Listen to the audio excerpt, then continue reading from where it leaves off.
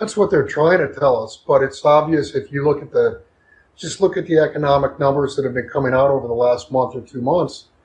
They've, on balance, been quite weak. The last time we had economic numbers like this, we had spreads blowing out, junk bonds falling apart. The Fed lowered rates back in 2008. There's no justification in the real world why the Fed would raise rates. And there's two schools of thought. One is they're trying to create some credibility, and the other school of thought is they're pulling the plug.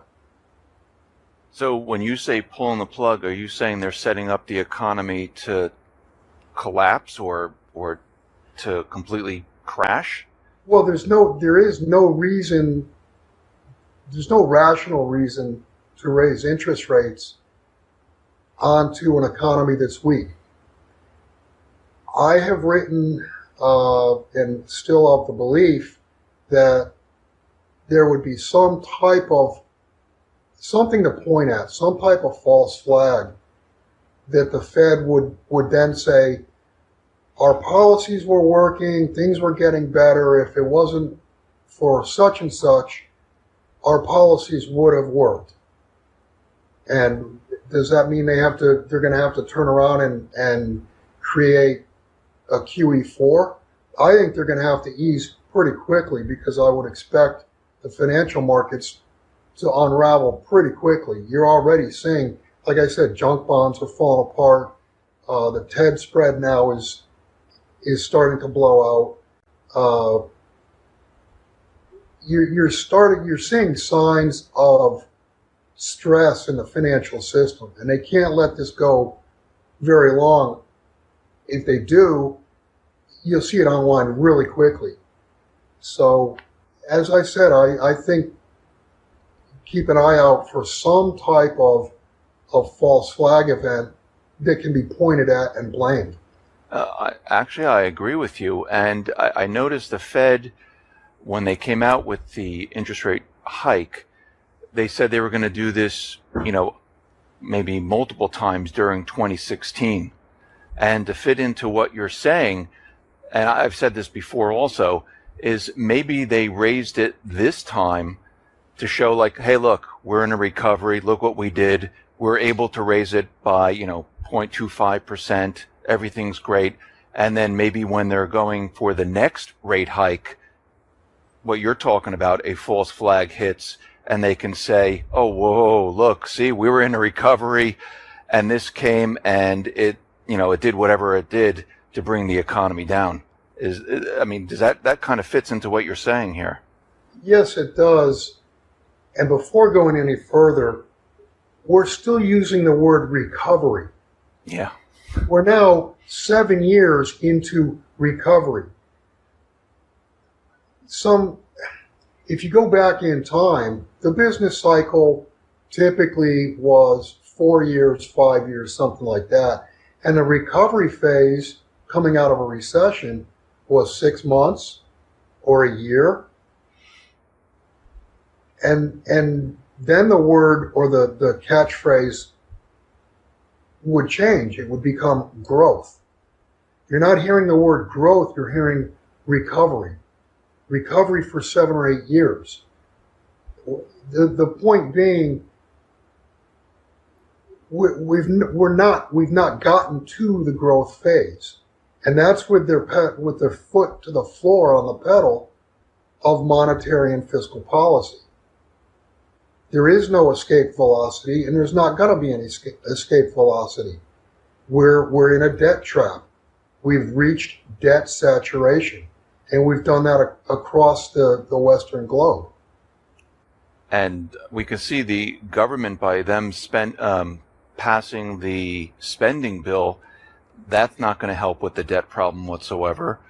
And we're seeing a lot of other economic indicators that are showing us that this economy does not look like it's, like you said, in any type of recovery, but we shouldn't even use the word recovery. It's not even strong.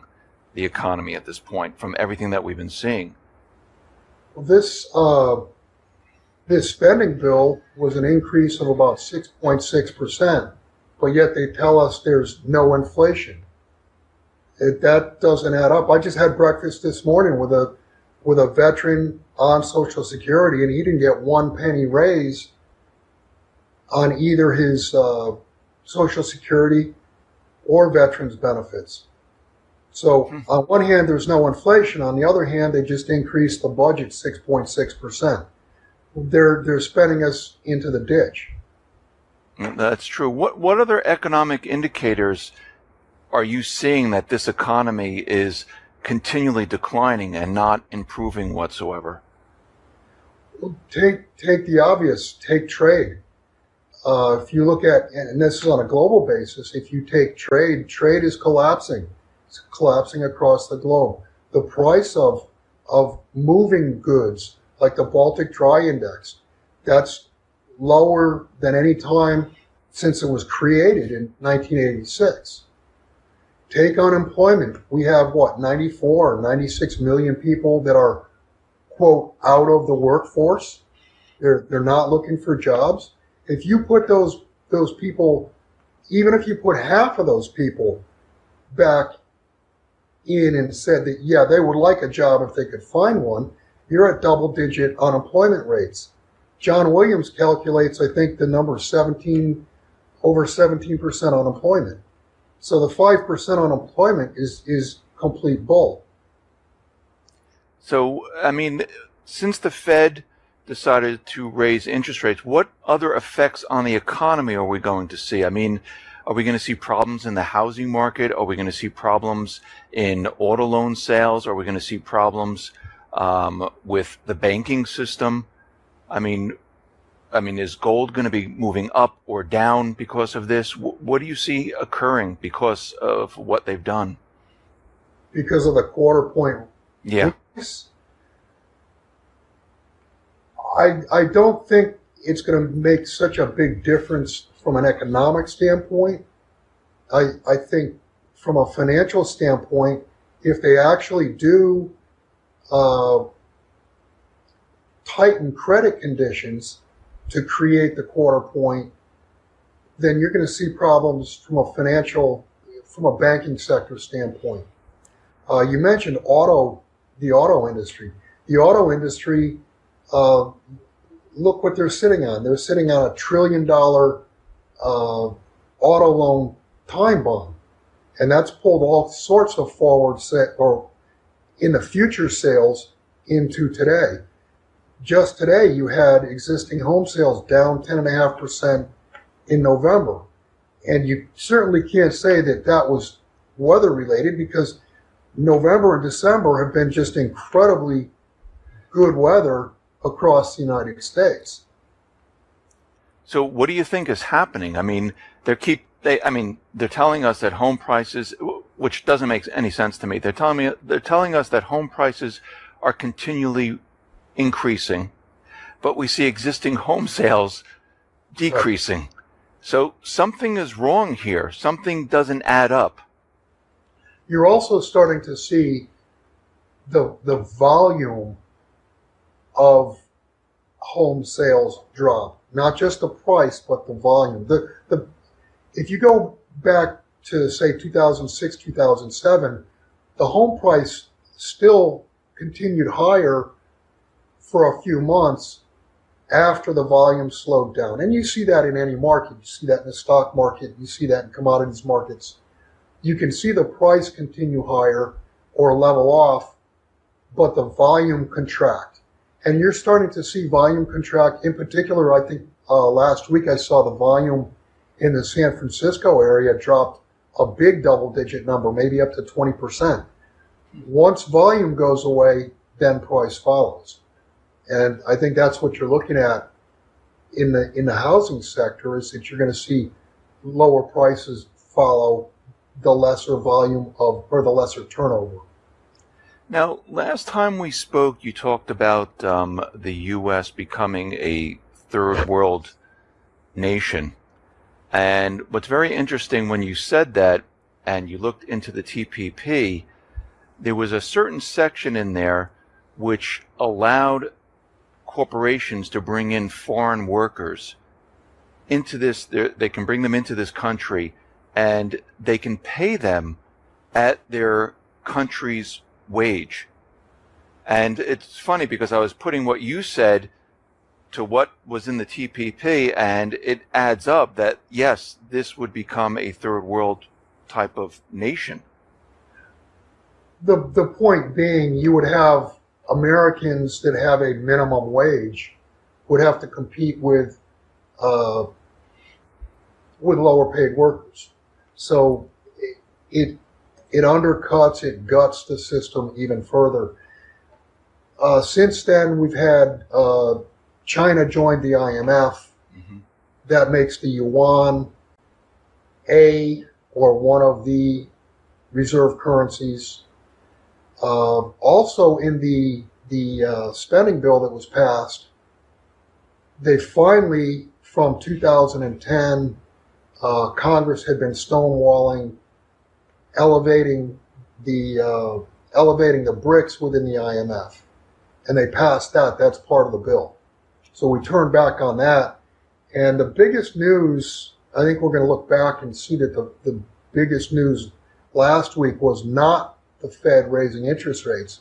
The biggest news was John Kerry meeting with Lavrov and Putin, going into the meeting saying Assad must go, and coming out of the meeting saying Assad does not have to go.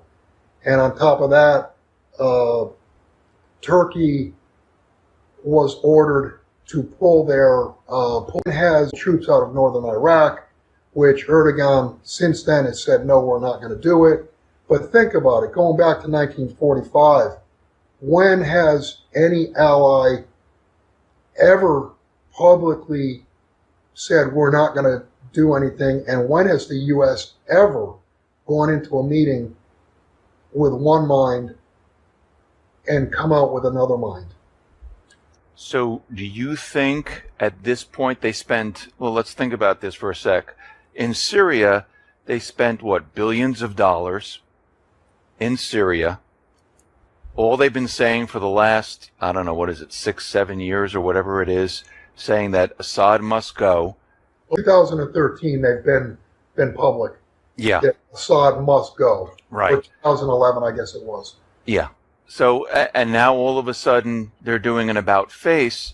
Do you think that's it with Syria? They're done? We're just, the U.S. government is just going to say, okay, let's just leave here. Russia can handle the Islamic State. No. Something happened. Something happened in that meeting. If you go back last year, you'll remember that the Donald Cook was buzzed by a Russian MiG, and there's reports that the Aegis system was shut down. And right afterwards, the Donald Cook left the Black Sea. Now, is it something technological? Could be. Is it something financial? Did Russia relay to John Kerry that if we continue to push bad policy, China was going to dump their treasuries? That's possible. I don't know what happened. I wasn't at the meeting. There's not been any reports, but something big, very big, happened. Something as big or bigger than anything that's happened in 70 years since World War II. Because this, like I said, this is the first time the U.S. has gone into a diplomatic meeting and backed down. So what do you think they have planned next then? If you don't think that they're just going to leave Syria at this point, do you think, do they have another plan that they're coming up with? I have no idea. We've not said that we're going to pull out. Putin did announce a no-fly zone after the meeting throughout northern Syria, I believe. And since then, the British have said that they're going to send some troops. This is above my pay grade. I can't even speculate what the U.S. is going to do from here. All I know is what I see, and the U.S. backed down, so something really big changed. I don't have a crystal ball. I can't tell you. Uh, I just, I don't know. So let me, I mean, we have the economy and we have what's going on in the Middle East, and we understand that our economy is driven mostly by the petrodollar in the Right? Middle East. And we see there's huge fighting in Yemen. We see Libya, they just came up with this unified government type of peace deal, which I don't know if that's really going to work out or not. Um, we have Lebanon, they're still fighting in Lebanon. Iraq does not want the U.S. inside their country. They're telling Turkey to get out. And then the U.S. backed down in Syria. What happens to the petrodollar at this point? Because it seems like the Middle East is a complete mess. Well, the Middle East is a complete mess. I think your question on the petrodollar, you need to look at what's happening. Russia is setting up an oil exchange. It will not be settled in dollars. China, the oil that they're consuming, they trade with Russia for oil. That will not be settled in dollars. I suspect that the Saudi Arabian oil that goes to China will not be settled in dollars. The only thing that you can take from this is that the petrodollar is being weakened from a flow standpoint. The petrodollar is also being weakened from a geopolitical standpoint because we just lost clout last week with the backing down of U.S. policy in the Middle East. So if the petrodollar is being weakened, what does that mean for the United States? Because if less countries are using the dollar to purchase the oil, what effect does it have here in the United States?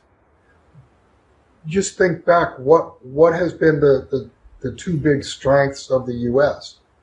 The military and the fact that we have the world reserve currency, the petrodollar.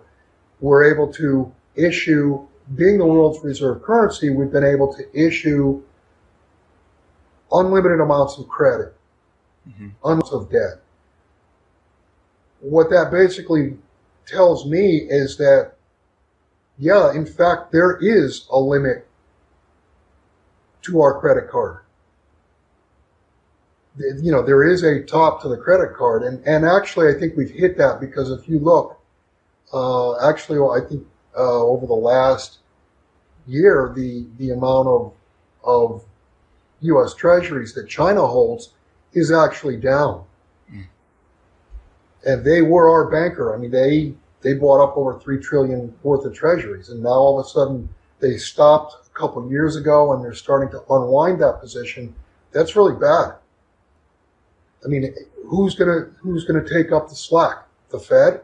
That's outright straight monetization.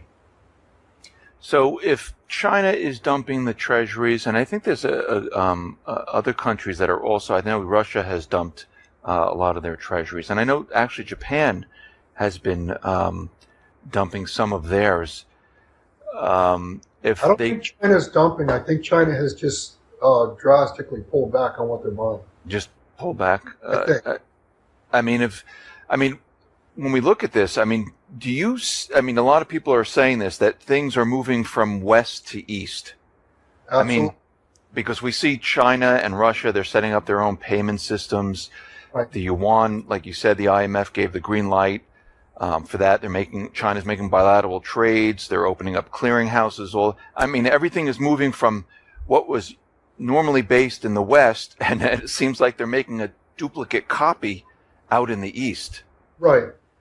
China actually, and I'm not sure if it's January 1st or not, but China is going to implement their own gold fix similar to the London gold fix. The only difference being their gold fix is going to be based on physical trades as opposed to paper trades. And while we're on the subject, you know that the LBMA has been in backwardation for the most part of the last 3 to 4 months. And COMEX just last week went into backwardation. As of yesterday, you had the spot month, December, about $1 higher going all the way out to June. So you finally have backwardation in COMEX, which is, I kind of never expected it on COMEX because it's, in my mind, it's paper. It's a paper game. But you've got this month of December where, call it, there's 200,000 ounces of gold that are standing, a couple hundred thousand ounces of gold that they have available to deliver. And I think they just took in, I think it was 40,000 ounces or something like that. That's the first entry into the COMEX so far this month. So you're basically looking at the amount standing is equal to the amount that they have to deliver. Going one step further, let me explain backwardation first. Backwardation is where you get the front month, the spot price, equal to or higher than future months. And that could happen in sugar, or it could happen in cattle or oil or what have you, because of delivery problems or the weather or what have you. You cannot have that in gold. You can't have that in gold because gold is money. And an ounce of gold today has got to be worth, or an ounce of gold in the future has got to be worth more than an ounce of gold today because of interest. In other words, you can earn interest on your gold for a month, 3 months, 6 months. So the future contract has got to be higher. It absolutely has got to be higher. The only reason backwardation can exist is A, if there's actual tightness, it's very difficult to get a hold of physical gold, or B, traders believe they're not going to be delivered their gold in the future. Those are the only two possibilities that would explain backwardation in the gold market. So with China setting up this physical exchange and the West using paper, how does this affect the gold price? Well, what it tells me is that the price of gold, we're very close to, in my opinion, COMEX blowing up. You've got enough standing right now to take up what COMEX has to deliver. And I might add that they've only about 100,000 ounces so far have been, I'm not going to say settled on, but have been,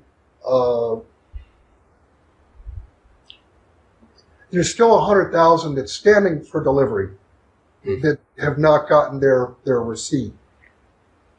Why would that possibly be? All these longs have to fund their account 100% by, I think, November 29th or November 30th. They have to fund their account 100% in order to take the gold in. Now, the shorts who must deliver or contracted to deliver, if they've got gold to deliver, they actually have to pay storage charges until they notify of delivery. So why would they wait 2 weeks? We've only gotten half of the 200,000 ounces at this point. Why would they wait? Why would they wait to the very last day? That means they've got to pay storage charges up until it changes hands. It makes zero sense whatsoever. If you got the gold, you do it on the first day. And it used to be a year, 2 years ago, it used to be when there were contracts standing for delivery, they would all be done in the first 2 or 3 days. They'd be done. The delivery process would be taken care of. Here we are halfway through the month, or more, 2/3 of the way through the month, and we're only halfway done. So it tells me that that there's a problem. Now, going back to what you were talking about, east to west, or I'm sorry, west to east, I believe that the East is going to price gold. They're going to price it in the physical market, and I think COMEX and LBMA are going to be relegated as unimportant. So if they're going to price gold, what are we all looking at here at the price of gold? Are they going to keep it the same, I got to move my screen. I got too much sun coming in. Sunlight coming through the window. There you go.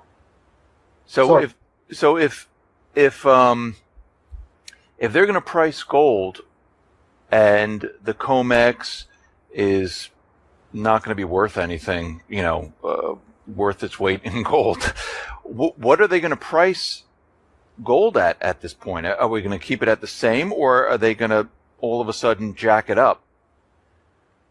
The price of gold will clear. It'll clear on the physical exchanges. You have to understand, if the price of gold has been suppressed, and I firmly believe it's been suppressed with paper contracts. If it comes out that these paper contracts default, in other words, they can't deliver the gold to back the contract, then there's no more suppression. It's like taking a billion shares of counterfeit IBM stock and dumping it on the market. What would you expect for the price of IBM to do? Of course it's going to go down. Without the COMEX, without the LBMA trading paper contracts, then you've just got physical metal to clear. And we'll find out. It's a higher number, I'm sure. How much higher, I don't know. But trade itself, the buying and the selling, the supply and the demand, the physical supply and demand will end up pricing the metal.